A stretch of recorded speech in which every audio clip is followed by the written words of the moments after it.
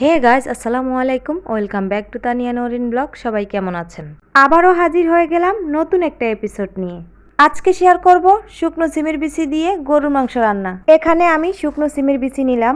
সাধারণত 12 মাস সিমের বিচি পাওয়া যায় না, তাই আপনারা চাইলে যখন সিমের বিচির সিজন তখন সিমের বিচিগুলো শুকিয়ে রেখে দিতে পারেন। আমি এখানে খোসা সহ আর খোসা ছাড়ানো দুই রকম শুকনো সিমের বিচি নিয়েছি। আপনারা যেরকম ইচ্ছে এরকমভাবেই শুকিয়ে রাখতে পারেন।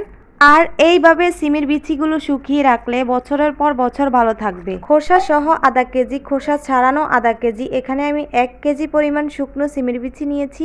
আর আমি পানি দিয়ে এগুলোকে সারা রাত ভিজিয়ে রেখে দিয়েছিলাম। প্রায় 5 থেকে 6 ঘন্টা ভিজিয়ে রাখলেই কিন্তু এটা নরম হয়ে যাবে। এখন দেখুন এটা ফুলে ডাবল হয়ে গেছে। টিপ দিলে খুব সুন্দরভাবে খোসাটা আলাদা হয়ে যাবে। এবার দেখে নিব বাকি উপকরণগুলো। এখানে নিয়েছি 1.5 চা চামচ রসুন বাটা, আর নিয়েছি স্বাদ মতো লবণ, 1.5 চা চামচ আদা বাটা, 1.5 চা চামচ মরিচের গুঁড়ো, 1.5 চা চামচ হলুদের গুঁড়ো, আর 1 চা চামচ ধনিয়ার গুঁড়ো, 1.5 চা চামচ জিরার গুঁড়ো। আর এখানে নিয়েছি গোলমরিচ, এলাচ, দারচিনি, তেজপাতা। দেন নিয়েছি 1 কাপ পেঁয়াজ কুচি আর 1.5 চা চামচ গরম মশলার গুঁড়ো। গরম মশলাটা কিন্তু আমি হাতে তৈরি করেছি। আর নিয়েছি একটা বড় সাইজের টমেটো আর কিছু কাঁচামরিচ।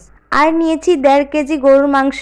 আর বিচিগুলোর খোসা ছাড়িয়ে ধুয়ে পরিষ্কার করে নিয়েছি। এবার চুলায় একটা প্যান বসিয়ে দিয়েছি 1 কাপ সয়াবিন তেল। দেন কেটে রাখা পেঁয়াজগুলো দিয়ে দিচ্ছি। পেঁয়াজগুলো হালকা নরম হয়ে আসলে দিয়ে দিবে এখানে তেজপাতা, দারুচিনি, 4-5টা এলাচ, গোলমরিচ। এবার এখানে দিচ্ছি 1.5 চা চামচ আদা বাটা, 1.5 চা চামচ রসুন বাটা।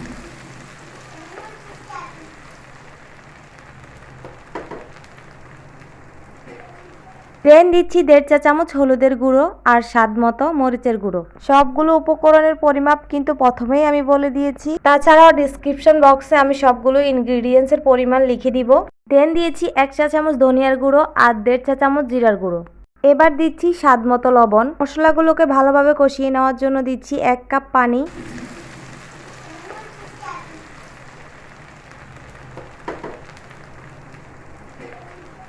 এ পর্যায়ে কিন্তু মশলাটা ভালোভাবে কষিয়ে নিতে হবে। মশলাটা ভালোভাবে কষিয়ে নেওয়া হয়ে গেলে এবার দিয়ে দিব মাংসগুলো।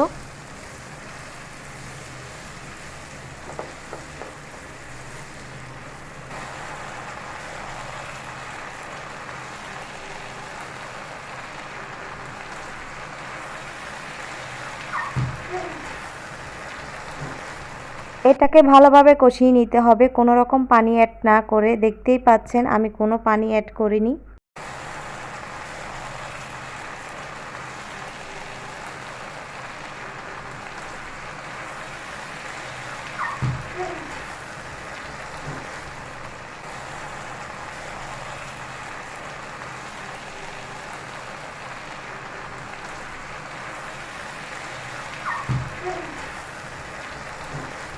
দেখতেই পাচ্ছেন মাংসের ভেতর থেকে যথেষ্ট পরিমাণে তেল বেরিয়েছে। এবার এর মধ্যে আমি অ্যাড করব সিমের বিচিগুলো।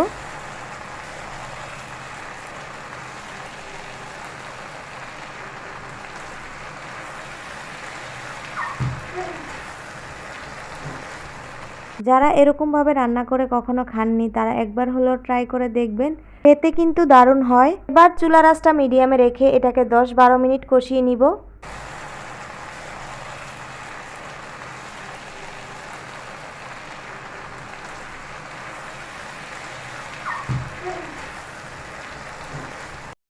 এবার এর মধ্যে অ্যাড করব কেটে রাখা টমেটোগুলো।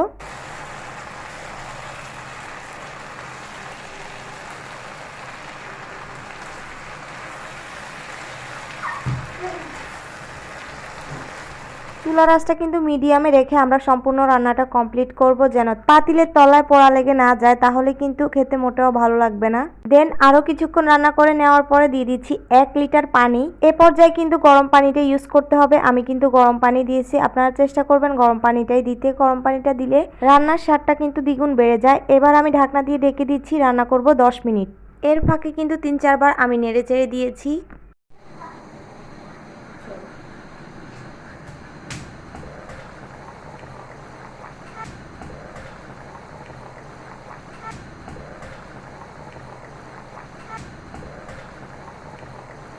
এবার দিচ্ছি গরম মশলার গুঁড়ো।